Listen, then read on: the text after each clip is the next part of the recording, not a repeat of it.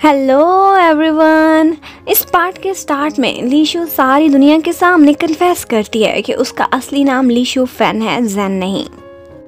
और उसकी real as 34 years है। वो 25 की नहीं है, बल्कि वो झूठ बोलकर जिस कंपनी में काम कर रही थी क्योंकि उसे डिज़ाइनर बनने का ये टाइटल हासिल करने का लालच हो गया था।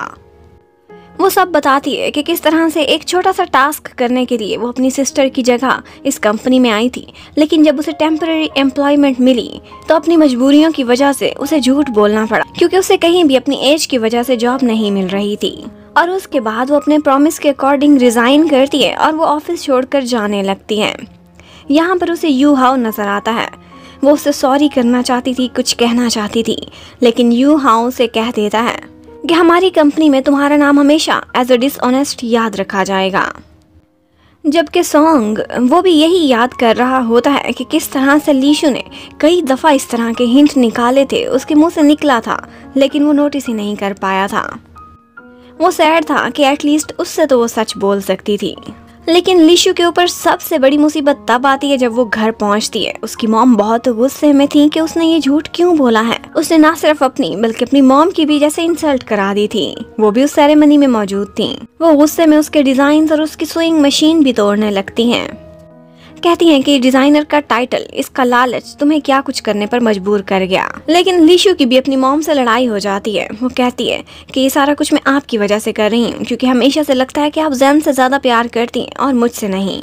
और उसके बाद लीशु बाहर जाकर बहुत ज़्यादा ड्रिंक करती है, जबकि सॉन्ग उसकी कंडीशन भी कुछ डिफरेंट नहीं थी। वो बहुत सैड था। जब लीशु घर वापस आती है तब तक उसकी मॉम का गुस्सा भी ठंडा हो गया था और उन दोनों की आपस में सुलह हो जाती है और वो तीनों फैसला करती हैं कि जो कुछ होना था हो गया। अब वो आगे अपनी लाइफ सारा कुछ भुलाकर दोबारा से स्टार्ट करेंगी। जबकि द स्टाइल कंपनी में अब एक मीटिंग अरेंज की जाती है और उसमें लीशु के झूठ के बारे में डिस्कशन होती है कि कैसे उन्हें अपने स्ट्रिक्ट लॉज बनाने पड़ेंगे। यहाँ पर चेयरमैन शू तो कहती हैं कि लीशु के खिलाफ वो लोग लीगल एक्शन लें, लेकिन बहुत से लोग ऐसा नहीं चाहते थे। मैनेजर बाय भी झूठ बोलकर बहाना लगाती हैं कि इस तरह से हमारी कंपनी की भी बदनामी होगी। इन दी एंड जब वोटिंग होती है तो जियांग ने भी लीशु के खिलाफ लीगल स्टैंड ना लेने के लिए वोट किया था। इसी वजह से कंपनी अब शांत हो गई थी। लेकिन जियांग को अपनी मॉम से जरूर डांट पड़ती है कि तुम लीनियंट क्यों हो रही हो। लेकिन जियांग का कहना था उसने जो वादा किया वो पूरा किया, अब उससे मजीद बदला लेने की हमें कोई ज़रूरत नहीं। अब जियांग को लगा था कि यू हाओ की लाइफ में उसके लिए दरवाजे खुलने वाले हैं, तो वो ऐसा करती है कि रूजी के लिए अब कुकिंग भी सीखने लगती है। जबकि थोड़े अरसे बाद हमें ये बात भी पता चलती है कि स्टोर्स में सबसे ज़्यादा सेल होने वाला आइटम वो वही था जो लीशु ने जैकेट डिज़ाइन किया था। वो जियांग के डिज़ाइन से भी ज़्यादा सेल हुआ था। लोगों ने उसे बहुत पसंद किया था। लीशु बेचारी को कोई नई जॉब एज अ डिज़ाइनर तो मिली नहीं थी, लेकिन वो एक कॉफ़ी शॉप पर जॉब स्टार्ट करने लग जाती है। जबकि यू हाओ को दिखाते हैं कि उसे लीशु का डिज़ाइनिंग स्टाइल और उसकी सोच ज़्यादा पसंद आई थी और वो यही बात जियांग को कह देता है कि जो नए प्रोजेक्ट के लिए तुमने डिज़ाइन प्रेजेंट किए हैं मुझे वो कैची नहीं लगे। तुम लीशु की तरह से सोचने की कोशिश करो। देखो उसकी बनाई हुई जैकेट हमारी नंबर 1 सेल्स पर रही है। और उसके बाद यू हाओ ना चाहते हुए भी खुद को रोक नहीं पाता और वो लीशु का पीछा करना जारी रखता है। और वो गाड़ी में उसका पीछा करते करते उसकी जॉब से लेकर उसके घर तक उसके पीछे पीछे आता है। यहाँ पर एक दफ़ा लीशु को शक होता है तो वो एकदम अपनी गाड़ी में लेट जाता है ताकि वो नजर ना आ सके। और उधर घर पर लीशु की मॉम ने एक नई लाइफ स्टार्ट करने का फैसला किया था, तो वो आज घर पर अपने लैंडलॉर्ड को इनवाइट करती हैं। एक्चुअली वो लीशु के साथ उसकी एक ब्लाइंड डेट अरेंज करना चाहती थी, लेकिन लीशु को वो बहुत बुरा लगता था। पर वो अपनी मॉम के सामने बिल्कुल खामोश रहती है और इवन कि उसे स्माइल भी करना पड़ता है। उधर सॉन्ग वो अपनी और लीशु की फोटोज देख देख कर खुश हो रहा होता है कि इतने में उसे फेसबुक के सर्कल में एक फ़ोटो नज़र आती है और वो वही थी लीशु की ब्लाइंड डेट वाली फ़ोटो।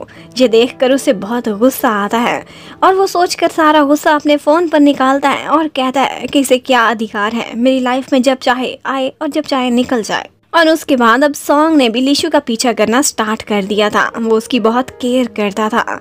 वो उसके लिए खाना भी ऑर्डर कराता है क्योंकि उसके पास पैसे कम थे। और उसके बाद वो सन टैन ना हो जाए इसलिए वहाँ अम्ब्रेला भी फेंक कर जाता है। और लीशु की केयर में यू हाओ भी किसी से पीछे नहीं था। उसने वही कॉफी शॉप वाले को पटाया हुआ था और उसे वो पैसे दे रहा था। वो चाहता था कि वो लीशु का पूरा ख्याल रखे और उसे जॉब पर कोई मुश्किल ना हो।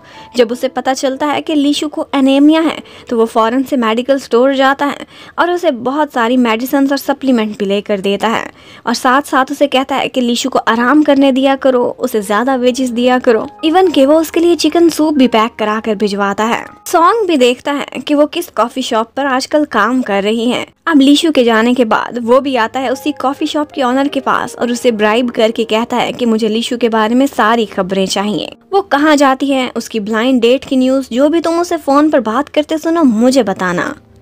और उसके अलावा उसको कुछ लिस्ट भी देता है जो डिजाइनर जॉब्स के लिए वो अप्लाई कर सकती है। लीशु जब घर वापस जाती है तो उसकी मॉम तो उसे लैंडलॉर्ड के साथ ही बांधना चाहती थी, लेकिन जैन एक दफा इशारों में कहती है कि इसका एक पुराना कोलीग है, वो यंग भी था, इससे इतने 7 साल छोटा था, फिर भी इसे लाइक करता है। लेकिन लीशु कहती है वो सब अब पास्ट में था। उधर द स्टाइल के ऑफिस में मैनेजर बाय और चेयरमैन शू के बीच एक बेट लग जाती है, क्योंकि मैनेजर बाय ने बहुत अरसे से कोई भी डिजाइनिंग नहीं की थी, तो वो एक दूसरे को चैलेंज कर बैठती हैं। मैनेजर बाय ने कहा था कि अपने नए प्रोडक्ट्स के लिए डिजाइन मैं ही करूंगी और अगर सेल्स 5% से ज्यादा इंक्रीज ना हुई तो मैं रिजाइन भी करूंगी। अब यू हाओ परेशान था कि कहीं मैनेजर बाय को रिजाइन ना करना पड़ जाए, लेकिन वो बहुत कॉन्फिडेंट थी और कहती हैं कि मैं एक ऐसी डिजाइनर अपनी हेल्पर के तौर पर चूज करूंगी कि तुम सारे लोग हैरान रह जाओगे और मैं जीत के ही दिखाऊंगी। उधर कॉफी शॉप का ऑनर सारी बातों के नोट्स बना कर सॉन्ग को सेंड करता रहता है। सॉन्ग को पता चल जाता है कि वो लैंडलॉर्ड एक्चुअली एक लॉन्ड्री की शॉप चलाता है। अब वो भी कॉफी शॉप पर आया हुआ था और यू हाओ भी। उन दोनों का आमना सामना हो जाता है। अब वो दोनों एक दूसरे के सामने बैठे क्लियर कट अल्फाज में एक दूसरे को कहते हैं कि वो लीशु को लाइक करते हैं।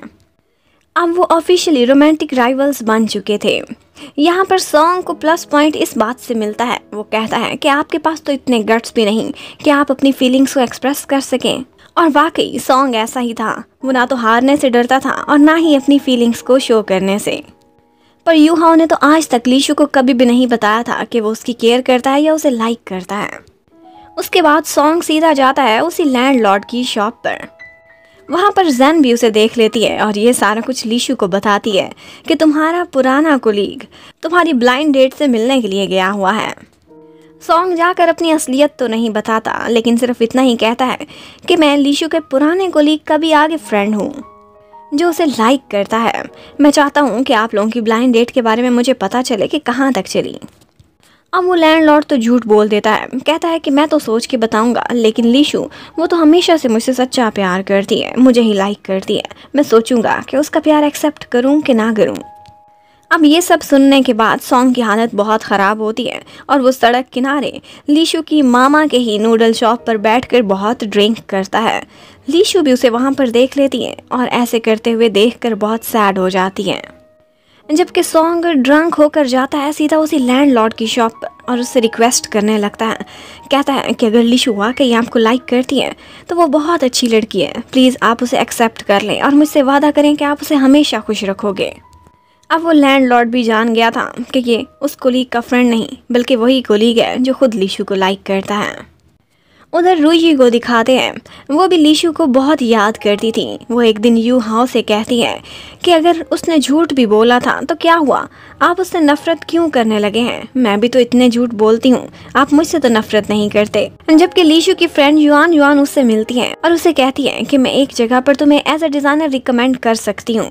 उसके किसी फ्रेंड की कंपनी थी, लेकिन जब उसके रिकमेंड करने पर लीशु वहां जाती है तो वो देखती कि पहले ही सॉन्ग उस कंपनी के ऑनर के साथ बैठा है और उसे मनाने की कोशिश कर रहा है कि लीशु को एक चांस दे दो। बेशक वो ओवर एज है, लेकिन आप उसके टैलेंट देखकर हैरान रह जाओगे। लीशु ये देखती है तो उसकी आंखों में आंसू आ जाते हैं कि सॉन्ग उसके लिए इतना कुछ कर रहा है। और सॉन्ग भी सरप्राइज था कि लीशु ने सारा कुछ सुन लिया है। सॉन्ग खामोशी से वहां से जाने लगता है तो लीशु उसे पीछे से हक करती है और फिर उसके सामने आकर कहती है कि उस दिन तुमने मुझे आई लव यू बोला था, मैं उसका जवाब आज देना चाहती हूँ। अब सॉन्ग को तो लैंडलॉर्ड की बातों पर यकीन आया हुआ था। उसे लगा था कि लीशु उसे रिजेक्ट कर देगी, वो तो बचपन से अपने लैंडलॉर्ड से ही प्यार करती है। वो उसे कोई भी जवाब देने से मना कर देता है और वहाँ से चला जाता है। एक्चुअली वो बहुत डरता था उस दिन से कि जब लीशु उसे रिजेक्ट कर दे। यू हाओ ने भी थोड़ी सी तो हिम्मत जुटाई थी। वो आज कॉफ़ी शॉप पर आता है लीशु से मिलने के लिए, उसे अपने दिल की बात कहना चाहता था, लेकिन बैड लक, वो आज इंटरव्यू के लिए कहीं गई हुई थी और यू हाओ की आज बर्थडे थी। उसकी पूरी फैमिली उसे घर पर बुला रही थी, तो वो वापस चला जाता है। लेकिन केक काटते ही उन लोगों को एक बैड न्यूज़ मिलती है। युआन को पता चलता है कि उसका हस्बैंड उसके साथ चीट कर रहा था और यहीं पर ही ये पार्ट ख़त्म होता है। अब नेक्स्ट क्या होगा, दी स्टाइल कंपनी में किस तरह से वापस एंट्री होगी लीशु की, ये देखने के लिए stay connected. Thank you for watching, bye bye.